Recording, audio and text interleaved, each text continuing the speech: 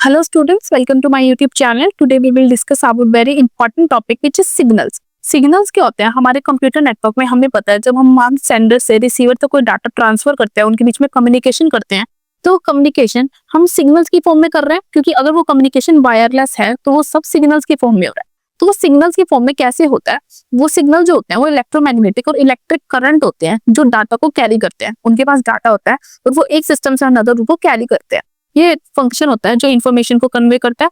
ये time varying voltage होता है जो हम डाटा को कैरी करता है, जो डाटा को ट्रांसमिट करता है। अब सिग्नल को ट्रांसमिट करने का दो टाइप हो सकते हैं, analogue signal and digital signal. Analogue signal क्या होता है? ये कंटिन्यूअस सिग्नल होते हैं जो क्या करते हैं, जिसमें एनालॉग में क्या होगा, जिसके अंदर ये क्या करते हैं, ये टाइम वेरिंग बेस्ड होते हैं। टाइम वेरिंग मतलब टाइम के साथ चेंज हो सकते हैं, ना कि टाइम बेस्ड मतलब ये फिक्स्ड नहीं होते जो हमारा एनालॉग होते हैं। लेकिन जो हमारा डिजिटल होता है इसके अंदर क्या होता है, एक सीक्वेंस ऑफ सेपरेट वैल्यूज होती है, मतलब एक सेपरेट वैल्यू जिसको एक डिफाइन होगी वो उसको ही डिफाइन रहेगी, तो हमारा डिजिटल में आ जाता है। जो हमारा एनालॉग सिग्नल होता है ये फिजिकल वैल्यूज पे, नेचुरल फिनोमेना में बहुत ज्यादा एक्ट करता है, जैसे अर्थक्वेक हो गया, volcano, lightning, speed of light, ये सब जो हमारा जो काम होता है वो सारा हमारा एनालॉग सिग्नल के अंदर आता है। तो हमारा एनालॉग सिग्नल क्या होता है, टाइम वेरिंग क्वांटिटी है।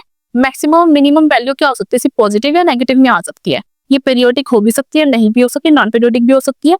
ये वर्क करते हैं कॉन्टिन्यूस डाटा के ऊपर, लेकिन जो एक्यूरेसी होती है वो लो होती है। कि बेसिकली मेजर करती है तो फिजिकल वैल्यूज को, नेचुरल वैल्यूज को, like earthquake, volcano, lightning, speed of light, ये सब इसके अंदर आता है।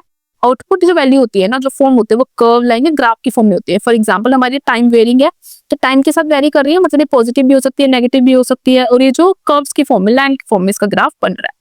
सेकंड जो हमारा सिग्नल था which is digital signal. Digital क्या होता है, टाइम सेपरेटेड सिग्नल है। इसके अंदर जो हमारा वैल्यूज है वो पर्टिकुलर टाइम को डिफाइन होती है। इसके अंदर बेटर ट्रांसमिशन होता है, वर्सटाइल होती है, मतलब ये कैसे भी अपने आप को वो वर्सटाइलिटी मैनेज कर सकती है, और उसके अंदर जो एक्यूरेसी होती है वो बहुत ज्यादा हाई होती है।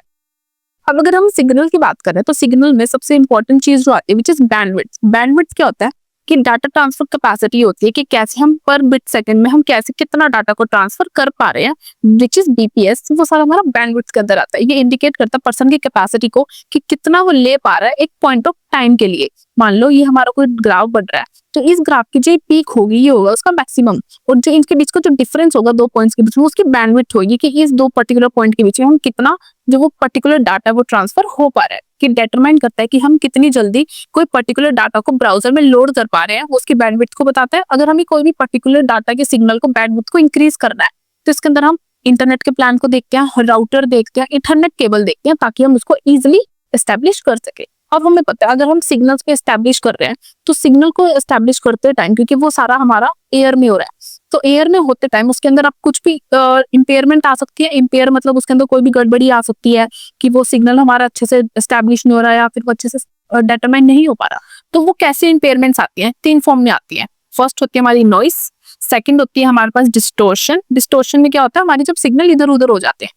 थर्ड आती है हमारे पास एटेन्युएशन। एटेन्युएशन ये जो सारे हमारे तो तीन पार्ट होते हैं ना, यहाँ हम ट्रांसमिशन इंपेयरमेंट में बढ़ते हैं। ट्रांसमिशन इंपेयरमेंट कहाँ आती है, जब हमारे जो सिग्नल है उनके बीच में कुछ गड़बड़ी आ जाती है, वो अच्छे से सेंडर से रिसीवर पे हम प्रोड्यूस या फिर सेंड नहीं कर पा रहे, वो सारा जो हमारा आ जाता है वो ट्रांसमिशन इंपेयरमेंट में आ जाता है, जो हमारी आने वाली नेक्स्ट वीडियो में डिटेल में पढ़ेंगे कैसे नॉइस, डिस्टोर्शन, एटेन्युएशन कैसे हमारे एनालॉग डिजिटल सिग्नल को इंटरप्ट करते हैं, कैसे डाटा में कोई भी फॉल्ट ले आते हैं। So this is all about the signal part. Keep learning. Thank you for watching.